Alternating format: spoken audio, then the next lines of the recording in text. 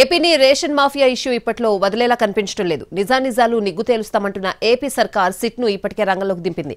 మరోవైపు దీనిపై political war కూడా ఓ రేంజ్లో సాగుతోంది. ఒకటి కాదు రెండు కాదు, లక్షల క్వింటాళ్ల పీడీఎస్ రైస్ ను దేశం దాటించేస్తోంది మాఫియా.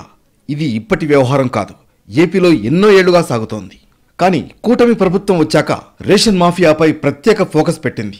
దీని వెనక ఎవరున్నా వదిలిపెట్టేది లేదంటూ వార్నింగ్ ఇచ్చింది.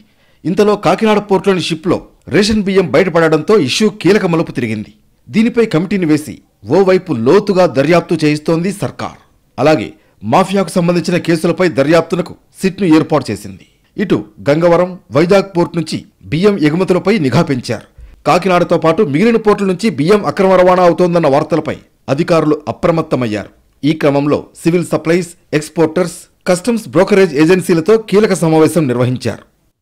మరోవైపు కాకినాడ రేషన్ బియ్యం అక్రమ తరలింపుపై సిట్ యాక్షన్ మొదలుపెట్టింది. ఇప్పటి వరకు నమోదైన కేసుల వివరాలను పోలీసుల నుంచి సేకరిస్తోంది. ఇప్పటి వరకు వివిధ పోలీస్ స్టేషన్లలో జూన్, జూలై నెలలో 13 ఎఫ్ఐఆర్లు నమోదయ్యాయి. రా రైస్, సెమీ బాయిల్డ్ రైస్ అనుమతులు తీసుకుని పీడీఎస్ బియ్యం తరలిస్తున్న వారి వివరాలు కూడా బయటకు లాగుతున్నారు.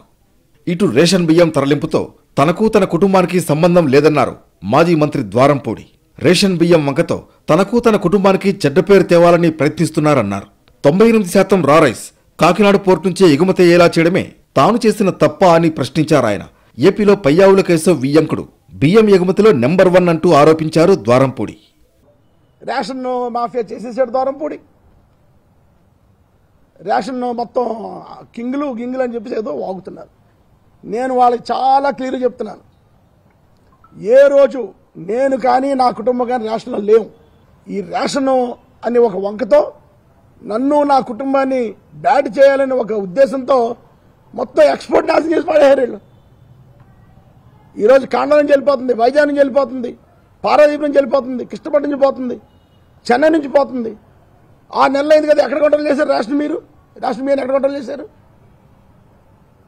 ఈరోజు ఛాలెంజ్ అని చెప్తున్నారు, గుంటూరు నుంచి ప్రతి రేషన్ బియ్యం కూడా చెన్నై వెళ్ళిపోతుంది. ఓవరాల్ గా రేషన్ మాఫియాపై ఏపీ సర్కార్ ఫోకస్ పెంచడంతో ఇటు పొలిటికల్ వాతావరణం కూడా వేడెక్కుతోంది. అయితే చివరకు ఏం తేలబోతోంది? మూటల వెనుకున్న ముఠా మేస్త్రీలు ఎవరన్నది చూడాలి.